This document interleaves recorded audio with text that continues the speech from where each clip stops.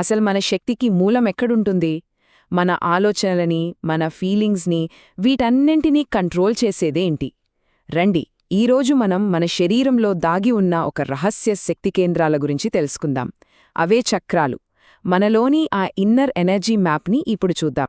మనందరికీ కొన్నిసార్లు అనిపిస్తూ ఉంటుంది కదా, అన్నీ మన కంట్రోల్లోనే ఉన్నట్టు, ఫుల్ ఎనర్జీతో ఇన్ ద జోన్ ఉన్నట్టు ఫీల్ అవుతాం. కాని కొన్నిసార్లు అంత గందరగోళంగా, అసలేమీ ముందుకు సాగనట్టు చాలా డల్గా ఉంటుంది. మరి ఈ అప్స్ అండ్ డౌన్స్ వెనుక ఉన్న రహస్యమేంటి? దానికి సమాధానం ఒక ప్రాచీన వ్యవస్థలో ఉంది. అదే చక్ర వ్యవస్థ. చక్ర ఈ పదం సంస్కృతం నుంచి వచ్చింది. దీనికర్థం వీల్ లేదా చక్రం. సింపుల్గా చెప్పాలంటే తిరుగే ఒక శక్తి కేంద్రమన్నమాట. ప్రాచీన వేద గ్రంథాల ప్రకారం ఇవి మన సూక్ష్మ శరీరం లేదా సటిల్ బాడీలో ఉండే ప్రాణశక్తి కేంద్రాలు. అంటే మన లైఫ్ ఫోర్స్ ఎనర్జీ ఇక్కడ నుంచే ప్రవహిస్తుంది. ఇవి మన కంటికి కనిపించే ఫిజికల్ పార్ట్స్ కాదు, మన ఎనర్జీ బాడీకి సంబంధించినవి. సరే, ఇక్కడ చూడండి, ఇది మన శరీరంలో ఉన్న 7 ప్రధాన చక్రాల మ్యాప్. మన వెన్నెముక కింది భాగం నుంచి మొదలై తల పైభాగం వరకు సాగే మన ప్రయాణానికి ఇదొక రోడ్ మ్యాప్ లాంటిది. ప్రతి చక్రానికి దాని సొంత ప్లేస్, కలర్, ఎలిమెంట్, ఇంకొక మంత్రం కూడా ఉన్నాయి. ఉదాహరణకి మన ప్రయాణంలో మొదటిదైన మూలాధార చక్రాన్ని చూస్తే అది వెన్నెముక మొదట్లో ఉంటుంది. దాని రంగు ఎరుపు, మూలకం భూమి. ఈ మ్యాప్ని చూస్తే మనం ఎక్కడి నుంచి ఎక్కడికి వెళ్తున్నామో ఒక ఐడియా వస్తుంది. రైట్, మన ప్రయాణం మొదలు పెడదాం. ముందుగా మనం మొదటి 3 చక్రాల గురించి మాట్లాడుకుందాం. ఎందుకంటే ఇవే మన ఫిజికల్ ఎక్స్పీరియన్స్కి, మన పర్సనాలిటీకి ఒక రకంగా చెప్పాలంటే పునాదిలాంటివి. సో ఫస్ట్ స్టాప్, అన్నింటికీ మూలమైనది ది రూట్ చక్ర. ఈ మూలాధార చక్రమే మొత్తం సిస్టమ్కి ఫౌండేషన్. మన సర్వైవల్కి సంబంధించింది. అంటే మన సెక్యూరిటీ, స్టెబిలిటీ అన్నీ దీనిమీదే ఆధారపడి ఉంటాయి. మన ఇల్లు, మన జాబ్, మన డబ్బు, మన ఆరోగ్యం, ఇలాంటి బేసిక్ అవసరాలన్నీ ఈ చక్రంతోనే కనెక్ట్ అయి ఉంటాయి. ఓకే, ఈ చక్రం ఓపెన్గా, బ్యాలెన్స్డ్గా ఉంటే ఎలా ఉంటుంది? మనకి చాలా సెక్యూర్డ్గా, స్టేబుల్గా అనిపిస్తుంది. ప్రపంచంలో మనకంటూ ఒక చోటు ఉందనిపిస్తుంది. అదే ఒకవేళ ఇది బ్లాక్ అయితే? అప్పుడు విపరీతమైన ఆందోళన, డబ్బు గురించి భయం, పీడకలలు, ఒక రకమైన ఇన్సెక్యూరిటీ ఫీలింగ్ మనల్ని వెంటాడుతుంది. సరే, రూట్ చక్రం నుంచి కొంచెం పైకి వెళ్దాం. మన నెక్స్ట్ స్టాప్ స్వాధిష్టాన చక్రం. ఇది మన ఎమోషనల్ అండ్ క్రియేటివ్ సెంటర్. ఈ స్వాధిష్టానం మన క్రియేటివిటీ, మన ఆనందం, మన ఎమోషన్స్ అన్నింటికీ ఇదే కేంద్రం. జీవితంలో మార్పులకి మనం ఎలా రియాక్ట్ అవుతాం, ఎంత ఫ్లెక్సిబుల్గా ఉంటాం అన్నది ఈ చక్రం మీదే డిపెండ్ అయి ఉంటుంది. ఇది ఓపెన్గా ఉంటే లైఫ్లో ఆనందం, క్రియేటివ్ ఎనర్జీ అలా ఫ్లో అవుతూ ఉంటాయి. హెల్దీ రిలేషన్షిప్స్ ఉంటాయి. కానీ ఇది బ్లాక్ అయితే ఎమోషనల్గా నంబ్గా ఫీల్ అవ్వడం, ఏ పనిమీద ఇంట్రెస్ట్ లేకపోవడం, క్రియేటివిటీ మొత్తం ఆగిపోయినట్టు అనిపిస్తుంది. ఆలోచించండి, ఒకర్లో క్రియేటివిటీ ప్రవహిస్తోందా లేక ఎక్కడో స్టక్ అయినట్టు ఉందా? నెక్స్ట్, మన ప్రయాణంలో 3వ చక్రం. ఇదే మణిపుర చక్రం.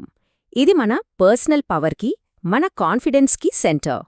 దీన్నే మన ఇన్నర్ ఫైర్ అని కూడా అంటారు.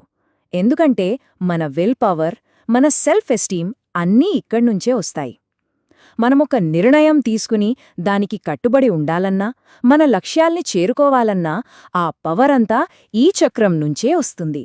సో ఇది బ్యాలెన్స్డ్గా ఉన్నప్పుడు మనం చాలా కాన్ఫిడెంట్గా, మోటివేటెడ్గా, పవర్ఫుల్గా ఫీల్ అవుతాం.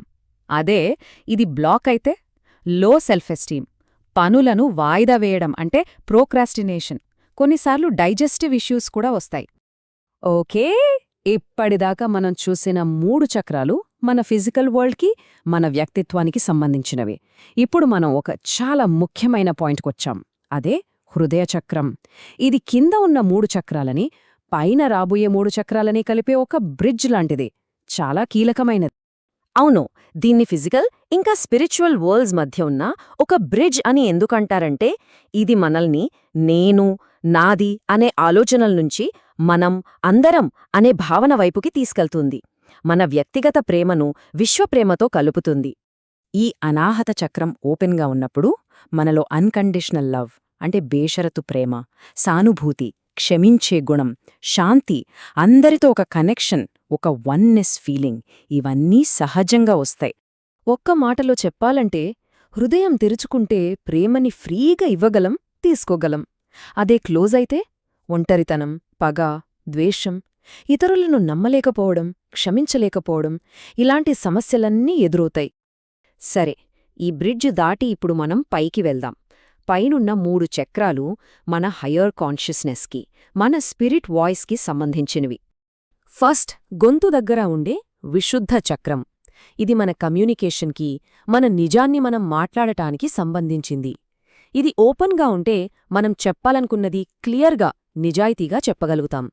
కానీ బ్లాక్ అయితే పబ్లిక్గా మాట్లాడాలంటే భయం, మనసులో ఉన్నది బయటకు చెప్పలేక గొంతులో ఏదో అడ్డం పడ్డట్టు ఫీలవడం ఇలాంటివి జరుగుతాయి.